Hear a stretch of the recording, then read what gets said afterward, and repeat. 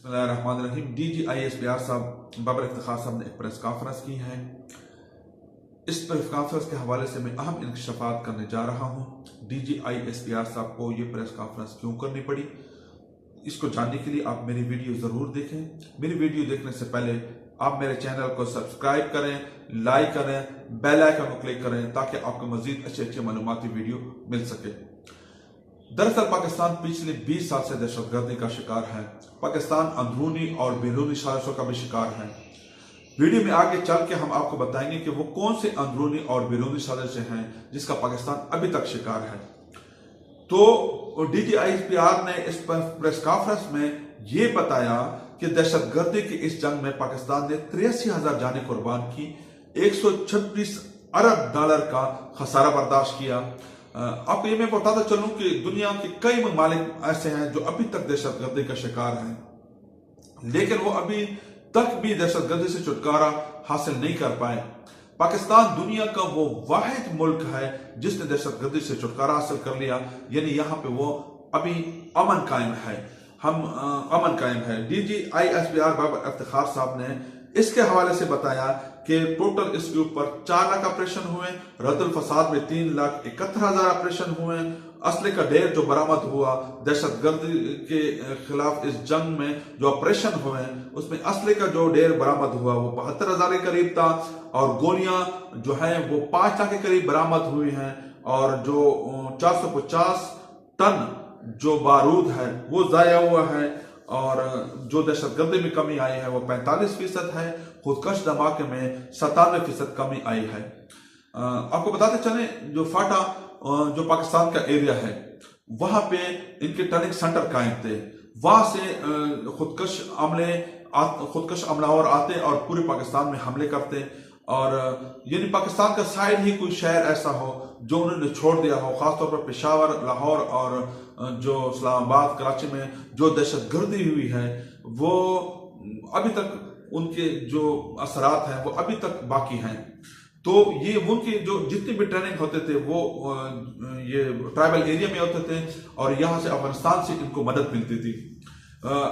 उस वक्त DGISPR बाबर इफ्तिखार साहब ने बताया कि 97% इलाका ये पाकिस्तान के अंडर था, लेकिन कामयाब ऑपरेशन के बाद ये अब टोटली पाकिस्तान का हिस्सा बन चुका है।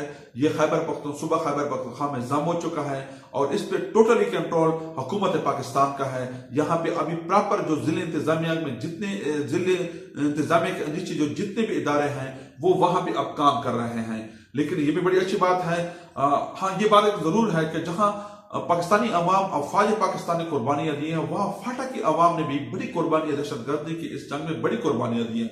उनका इंफ्रास्ट्रक्चर तबाह हो चुका था, यानी वो उन्होंने घर बार अपने छोड़ दिए थे, कारोबार तबाह हो चुके थे, स्कूल कॉलेज सब तबाह हो चुके थे क्योंकि वहां पे जंग हो रही थी।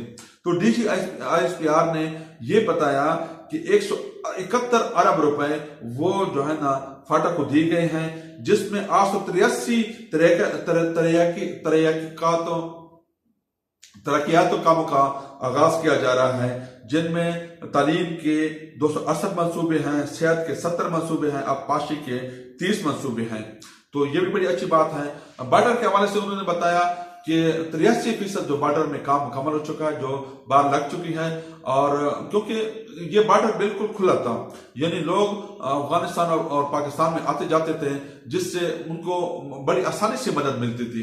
अब जब वहां पे बार लग गया है, 83% काम मुकम्मल हो चुका है, तो वहां पे इस तरह दहशतगर्द का आना ये मुश्किल होता जा रहा है। खुदकश इस तरह होता है कि वो आ जाते हैं, किसी ने यानी खुदकश हमलावर आ जाते हैं, जब उनको अपनी जान की नहीं है वो किसी की क्या परवाह करेंगे। तो इस हवाले से जो दहशतगर्दी के खिलाफ जंग में जो हमने जो असबाब उसको कंट्रोल करने के लिए जो असबाब इख्तियार करने थे, ये भी बॉर्डर को कंट्रोल करना भी उसका एक सबब था, और वो अब तकरीबन मुकम्मल हो चुका है, और 48 अरब रुपए जो है ना रेवेन्यू पाकिस्तान को इस जो पाक अफगान बॉर्डर है इससे मिल चुका है।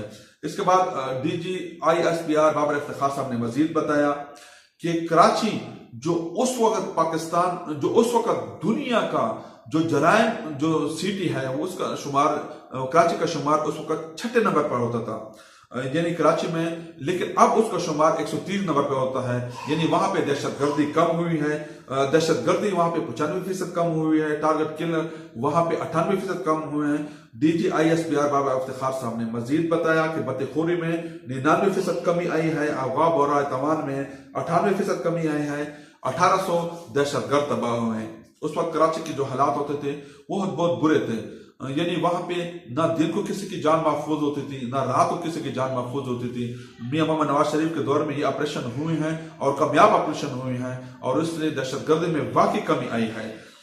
بلوچستان کے بارے میں ڈی جی بابر افتخار صاحب نے بتایا کہ بلوچستان میں ہم آپریشن کر رہے ہیں، وہاں پہ ایف سی کو 2 حصوں میں تقسیم کیا گیا، 601 ارب روپے ہم نے بلوچستان کو دیے ہیں، جس میں 199 ترقیاتی منصوبوں کا آغاز ہو رہا ہے، صحت کے 10 منصوبے اور تعلیم کے 18 اور ٹرانسپورٹ کے 42 منصوبے وہ D G I S P R صاحب نے بتائے ہیں۔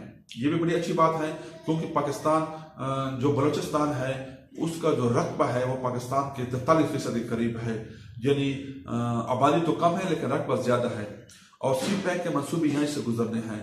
تو جو دشمن ہے اس نے یہاں پہ حالات خراب کرنے ہیں، اور یہ بھی بڑی خوش عین بات ہے۔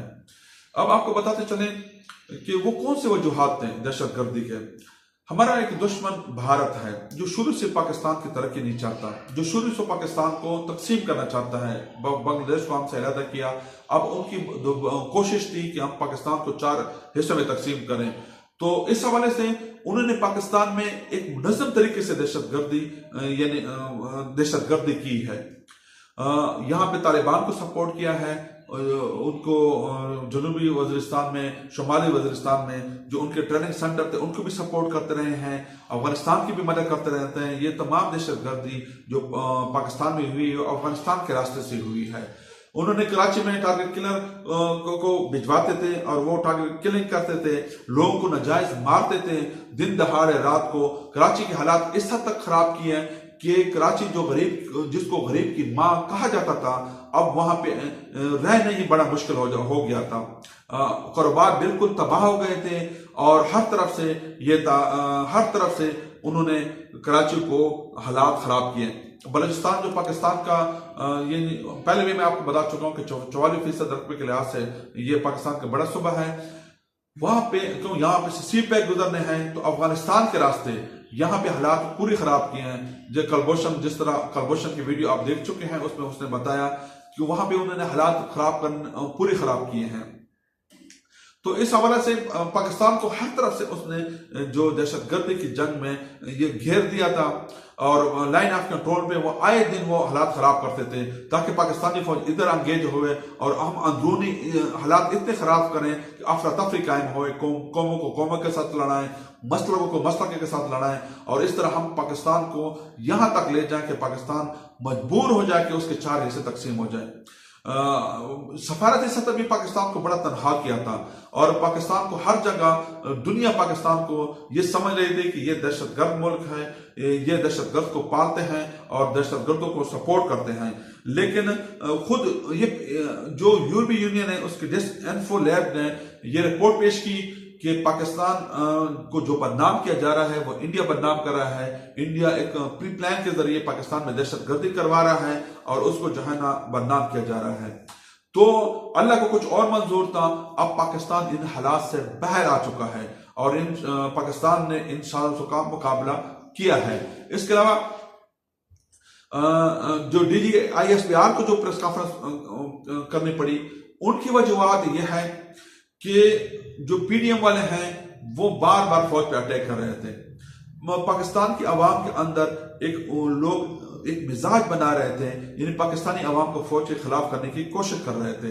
حالات بڑے خراب تھے، ہر طرف سے یہ سوال اٹھ رہے تھے کہ آخر پی ڈی ایم کیوں سیاست میں ملوث، آخر پاکستانی افواج کیوں سیاست میں ملوث ہیں، پاکستانی افواج اپنا کام کیوں نہیں کرتے۔ مولانا فضل الرحمان صاحب نے ان کو دھمکی دی تھی کہ ہم جیو کے سامنے جو ہے نا ہم دھرنا دیں گے، اور جس طرح پی ڈی ایم والوں نے یہ بھی دھمکی دی تھی کہ ہم افغانستان بارڈر پہ جو بار ہے اس کو اکھاڑ دیں گے، اور اس طرح ہر تقریر میں یہ کہہ رہے تھے کہ ہم نے جو ہے نا پاکستانی فوج کو جو ہے نا وہ جو سیاست میں حصہ لے رہی ہے اس کو وہ سیاست سے دور رہے، تو مجبوراً اس کو یہ پریس کانفرنس کرنی پڑی، ان کو بتانا پڑا اور پی ڈی ایم کو یہ ظاہر کروانا پڑا کہ دہشت گردی میں پاکستانی افواج نے کتنے قربانیاں دی ہیں۔ اگر آپ کو میری ویڈیو اچھی لگے تو آپ میرے چینل کو سبسکرائب کریں، لائک کریں، بیل آئیکن کو کلک کریں تاکہ آپ کو مزید اچھے معلومات ویڈیو مل سکے۔